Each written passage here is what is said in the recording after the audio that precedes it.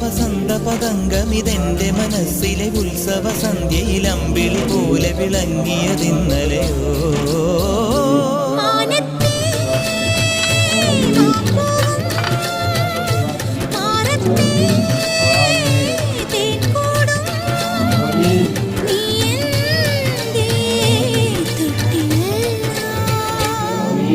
ഒരു മഴപ്പക്ഷി പാടുന്നു, ചെറുമുളം തണ്ട് മൂളുന്നു, മുറിവെഴും നെഞ്ചുമായി